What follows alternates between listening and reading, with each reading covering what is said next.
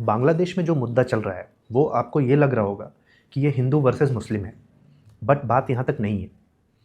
इसका मुद्दा मेन है कि किसी भी तरीके से बांग्लादेश में फेब 2026 में इलेक्शन नहीं होने चाहिए। अब थोड़ा इसका इतिहास देखना पड़ेगा। 71 में जब बांग्लादेश आज़ाद हुई तब वो एक परमानेंट बैटल ग्राउंड बन गया इंडिया की रॉ वर्सेस पाकिस्तान की आईएसआई के लिए।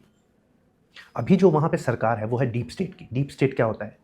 वो सरकार जो वहाँ की खुफिया एजेंसीज, ब्यूरोक्रेसी और कुछ एक्सटर्नल सोर्सेज मिलकर चलाती है, वो डेमोक्रेटिकली इलेक्टेड नहीं होते।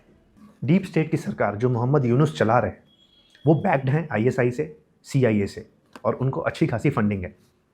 अब वो चाहते नहीं है कि यहाँ पे इलेक्शन हो। डीप स्टेट का एक मुखौटा पार्टी है नेशनल सिटीजन पार्टी, जिसके हसनत अब्दुल्ला, शफीकुर रहमान अक्सर इंडिया के अगेंस्ट कुछ ना कुछ बातें बोलते रहते हैं। 12 दिसंबर को शरीफ असमान हादी का प्लान एसासिनेशन हुआ और उनकी मृत्यु ढाका मेडिकल कॉलेज में हो गई।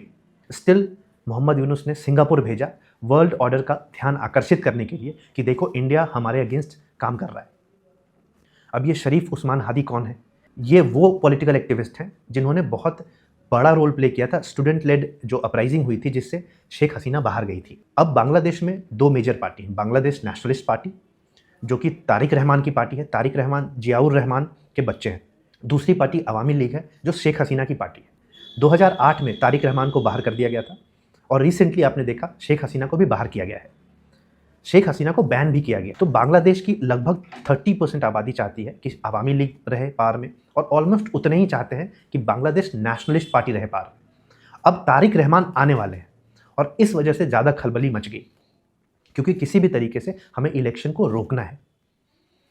आईएसआई चाहती है कि वहाँ पे स्ट्रॉन्ग होल्ड बने ताकि इंडिया के नॉर्थ ईस्ट को भी डिस्टर्ब किया जाए, और यहाँ पे हमारा काम उसको स्टेबलाइज करने का है।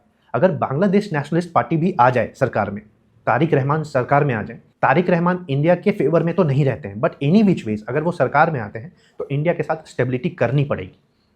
तो इसलिए इंडिया भी चाहती है कि वहाँ पे इलेक्शन हो, स्टेबलाइज हो।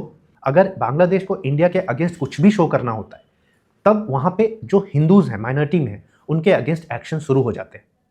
दीपू चंद्रदास उसी के एक एग्जाम्पल हैं जिनको ब्लास्फेमी के आरोप पे उनकी लिंचिंग की गई और उसके बाद एक दो और मौतें भी हुई हैं। तो इस तरीके से इस सिचुएशन को अगर हम एनालाइज करें तो ये हिंदू वर्सेस मुस्लिम से ज़्यादा इंडिया वर्सेस पाकिस्तान है और रॉ वर्सेस आईएसआई है।